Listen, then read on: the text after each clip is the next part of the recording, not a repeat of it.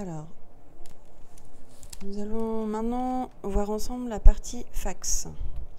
Alors, vous pouvez recevoir vos fax directement par mail sans avoir besoin de vous connecter à l'extranet en cochant cette option.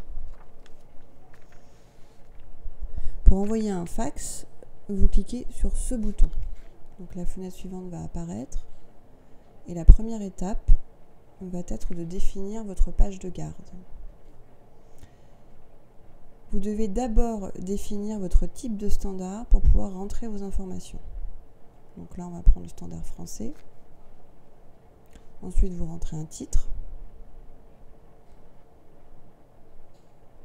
Donc, par exemple, on va mettre compte rendu réunion.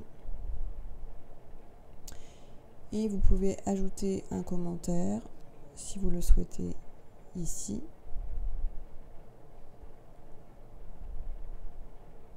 Par exemple, calendrier plus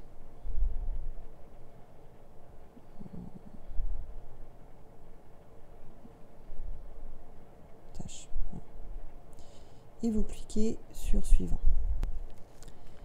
Vous allez maintenant ajouter votre fichier. Vous pouvez ajouter jusqu'à 5 fichiers pour information. Donc c'est très simple, vous allez chercher votre fichier et vous cliquez sur suivant. Ensuite, vous ajoutez le ou les numéros de fax du ou des destinataires. Donc, par exemple, on va inscrire un numéro. Et faites bien attention parce qu'une fois le numéro de fax ajouté, vous devez cliquer sur le bouton plus pour que le numéro soit pris en compte. Voilà, sinon il n'est pas pris en compte. Donc vous vérifiez vos informations. Vous pouvez revenir en arrière si vous avez omis une information. Sinon, vous cliquez sur suivant. Donc là, vous arrivez ensuite sur un récapitulatif de votre fax. Vous pouvez télécharger le fax en PDF également. Et vous envoyez. Donc ça prend un certain temps.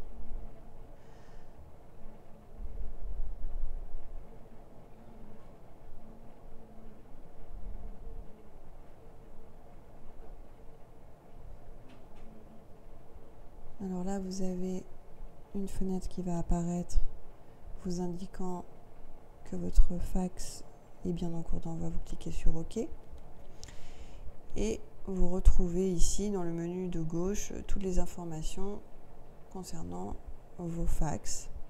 Donc là, on voit qu'il a bien été envoyé, par exemple.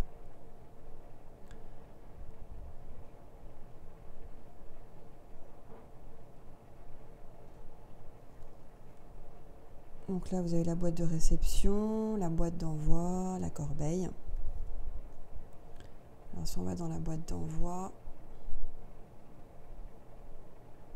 on voit les fax envoyés, celui qu'on vient d'envoyer par exemple.